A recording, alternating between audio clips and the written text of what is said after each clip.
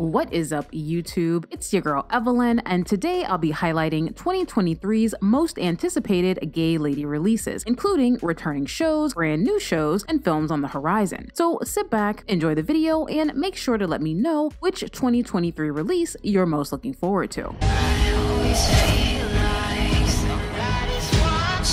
The millennial favorite horror franchise Scream is back at it again, and this time Ghostface is going after the survivors of 2022's Scream, one of whom, Mindy, happens to be queer. Now, I hate to be that guy, but this will be the first official Scream film to not include Sidney Prescott, aka my girl Neve Campbell. Apparently, this was due to a salary dispute, and look, while I am incredibly disappointed, I will never get angry at someone for trying to secure the bag. Money.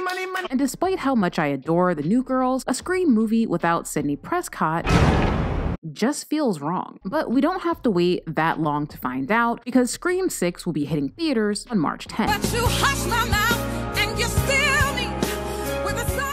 Adapted from the hit Tony Award-winning musical, which itself was based on Alice Walker's Pulitzer Prize-winning novel, The Color Purple musical film is finally coming out this year. If you're not familiar with The Color Purple, you might want to check out my 80s lesbian films video, but very briefly, The Color Purple is about the harrowing, tragic, and exhausting life of Celie, a young black girl growing up in the segregated southern United States. Celie is also queer and has a romantic relationship with the sultry, bad girl, lounge-singing, prodigal daughter, Shug Avery. Needless to say, I am ridiculously excited for this film. The cast is phenomenal, and with Oprah Winfrey and Steven Spielberg producing, The Color Purple musical is sure to be an epic event, and you can catch it in theaters on December 23rd.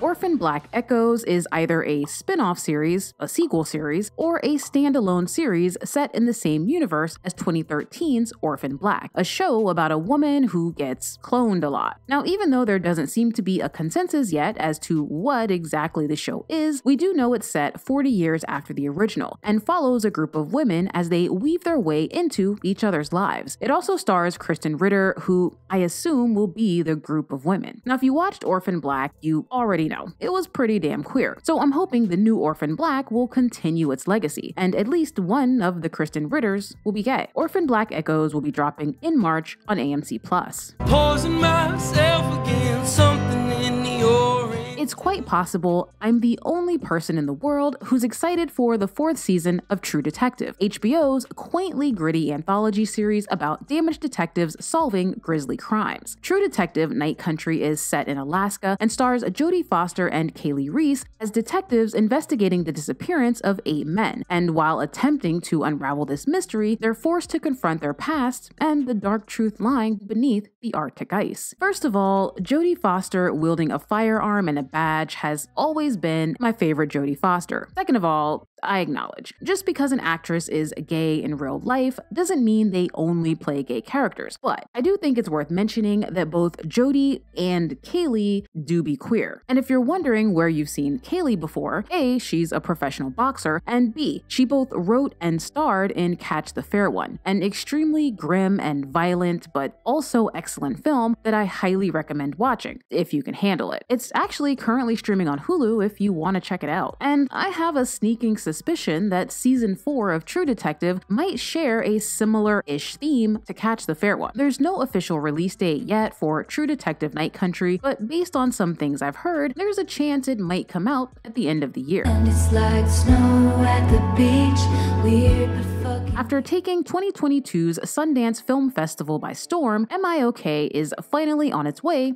to HBO Max. From the wife and wife directing team of Tig Notaro and Stephanie Allen, MIOK follows Lucy, a 32-year-old who figures out later in life that she's gay. The film follows Lucy's adventures in coming out and dating women for the first time in her 30s. Several of you have already left comments about how much you love this film, and I can't wait to check it out. MIOK will be premiering on HBO Max sometime this year. When the walls come tumbling down, all that's left is everything. You Can Live Forever is another film you guys have been leaving glowing comments about, and it's a Canadian flick set in the 90s about a queer teenager sent to live with her fundamentalist Jehovah's Witnesses relatives. Not long after, she develops a friendship with another young woman in the faith that eventually blooms into something more. You Can Live Forever has been making the film festival rounds and been receiving nothing less than positive reviews. And as someone who wrote a whole lesbian love story that takes place in the Amish community, I have a feeling this movie just might be my cup of tea. This is my thing. You Can Live Forever was picked up by a US distributor earlier this month, so hopefully it'll be coming out later this year. I think I like when it rains. Set in the 1980s during the era of Margaret Thatcher and the infamous Section 28 bill, Blue Jean tells the story of Jean, a closeted gym teacher whose closet is threatened by the arrival of a new student at her school. Now, if you're not familiar with Section 28, it was a homophobic bill passed in the 1980s that prohibited local authorities from promoting homosexuality or, quote-unquote, gay pretended family relationships. It was an extremely harmful and hateful piece of legislation that wasn't repealed until the early 2000s. And it is in this tense and homophobic environment that Jean is forced to live a double life. Blue Jean has had a super successful festival run, and it looks like it'll be released on VOD, possibly as soon as next month. Get up off your knees, girl.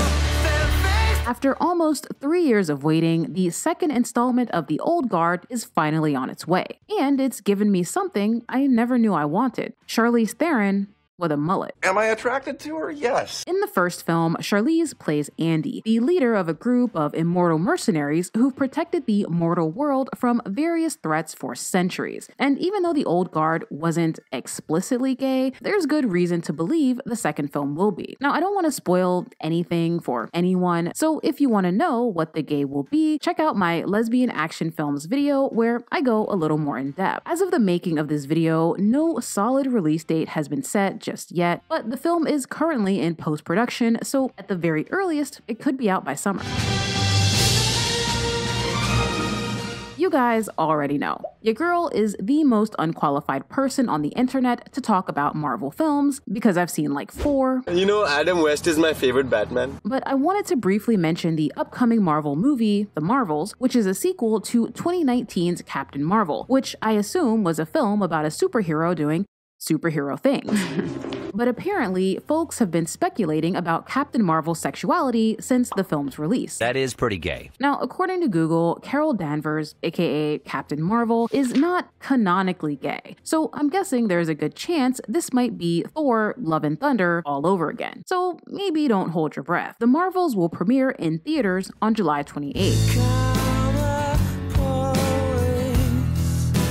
Everyone's favorite group of murderous teen girls are back for their second season. Yellowjackets is a psychological horror, coming-of-age, mystery, thriller, survival epic about a high school girls' soccer team who survive a plane crash in the wilderness, but slowly find themselves descending into savagery. I have to say, this show is crazy as hell. This is shit I like. In fact, I'll be doing a little Yellowjackets After the Show podcast for season 2 over on my Patreon, as well as for my channel members, so you might want to consider joining. Season 2 of Yellowjackets premieres March 24th on Showtime.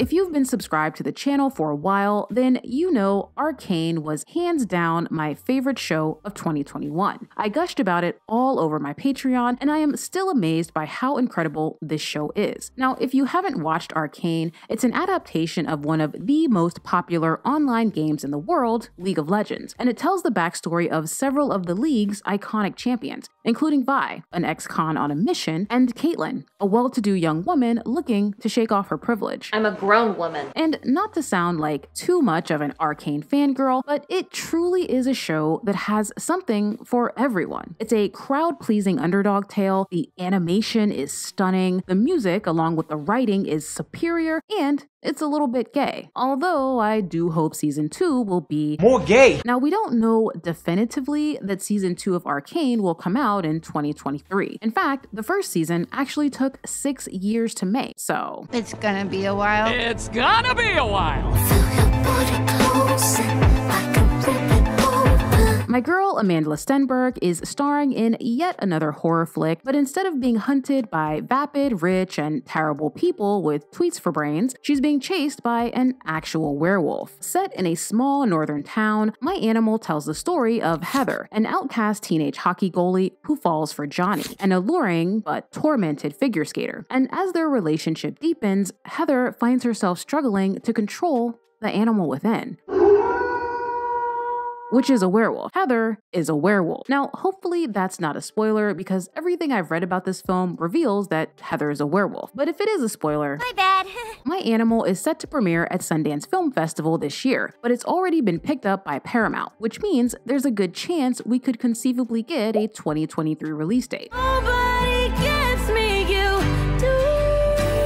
When Time Got Louder is another film currently making the film festival rounds, and it's a coming of age about a college freshman who comes home for the holidays and finds herself forced to choose between staying home to support her autistic brother or returning to school and the woman with whom she's fallen in love with. Now, I believe this film does have a US distributor, but it doesn't look like it's been widely distributed just yet. In fact, I haven't found a legal way to watch it in the US. So this one's definitely a maybe, and if you know anything about this film's US distribution, definitely share it in the comments below. Love Lies Bleeding is a romantic thriller from A24, which already makes me nervous. What is wrong with you? It's also by the same director who directed Saint Maud, which was a very interesting film. Love Lies Bleeding is set in the ultra-competitive world of bodybuilding and stars Kristen Stewart as the protective lover of a female bodybuilder. It also seems like her love interest will be played by Katie O'Brien. There's no official release date just yet, but filming started in July of last year, so there's a chance we could get a 2023 release. The Five Devils is a super French film that follows Vicky, a weird little girl who has the ability to reproduce any scent she finds and then bottles those scents in jars. Also, she's obsessed with her mother for some reason. It does seem kind of weird now out of context. When her father's sister unexpectedly rolls into town, things get a little weird between her mother and her aunt, and by weird, I mean sexy. Vicky then does something with her aunt's scent, and bad things start happening, I think. The Five Devils already has a US distributor, so there's a chance it could be hitting, I'm guessing, very limited theaters later this year. Hands on my knees, shaking ass on my thigh shit. Post me a pic, finna make me a profit. Bottoms is a high school sex comedy from the director of Shiva Baby and stars the star of Shiva Baby, Rachel Sennett, and is about two unpopular queer girls who start a fight club to impress and hook up with cheerleaders. The other unpopular queer girl is played by Ayo Edebiri, who impressed the heck out of me in FX's The Bear. Bottoms is expected to come out later this year. Courtesy of Prime Video and Blumhouse, aka the store brand A24, House of Spoils is apparently a tense, psychological, and sensuous thriller that follows an ambitious chef who opens her first restaurant, where she battles kitchen chaos, a dubious investor, crushing self-doubt, and of course, the powerful spirit of the previous owner. I don't love it. I don't hate it. I'll be honest, this might be one of those movies that sounds horrible on paper, but ends up being really good in its execution. At least I hope so. Also, I fully admit that I have no idea if House of Spoils is at all queer, but it does star Ariana DeBose and Barbie Ferreira, so I'm just hoping it is. There have been no updates about House of Spoils since it went into production back in August, so we might not get it this year, but who knows. I hate to say it, but I don't think we're ever getting a season 2 of Netflix's Ratched, and apparently neither does Sarah Paulson. When Variety asked her last year about a second season, she was like, I don't know shit. and even though Ratched's first season did really high numbers, Global pandemic. it didn't seem like tons of people truly loved Ratched. No shade! If you want to know more about Ratched, I made a whole video about the first season, so feel free to check it out. Sleezing and teasing, I'm sitting on them. All of my diamonds Based on a book of the same name, The Girls I've Been is about Nora O'Malley, a young con artist who must use all of her hard-won skills and ingenuity to save herself, her girlfriend, and her ex-boyfriend from a very dangerous situation. Millie Bobby Brown is set to star as well as produce the film, but there's been no new news since 2021, and the film has been in development for years. But who knows? Maybe 2023 will be the lucky year, but I wouldn't hold my breath for this one. When I fall in love. I won't lie, I would be shocked if The Seven Husbands of Evelyn Hugo was released this year, but you never know. The Seven Husbands of Evelyn Hugo is an upcoming Netflix film based on a super popular novel of the same name, about a reclusive Hollywood legend, a young and scrappy up-and-coming reporter, and a secret that changes the course of both of their lives. Now, this project has changed hands several times, and at one point, Eileen Shaken and Jennifer Beals were set to produce an adaptation on Freeform. But now Netflix has officially taken over the adaptation, although it's still in development, which means casting has yet to be announced. So I'm curious, who would you guys like to see cast in The Seven Husbands of Evelyn Hugo? For me, Rita Moreno has to be present-day Evelyn. For young Evelyn, I'd love to see Isa Gonzalez. For Monique, I would say either Nathalie Emmanuel or Amanda Stenberg. And for Cecilia St. James, I say Florence Pugh. Do me a favor and drop your dream cast in the comment section. Also, feel free to cast the boys as well. That is it for the video. I want to give a quick shout out to my newest patrons and my newest channel members, Lucia, Andrea, Nyla, Sherry, Sheila, and Mia. Also, I just dropped a little podcast over on Patreon about the first 2 episodes of Velma and whether or not its abysmal audience ratings are deserved. As always, thank you so much for watching, and make sure to let me know which 2023 release you're most looking forward to, and I'll see you in the next one.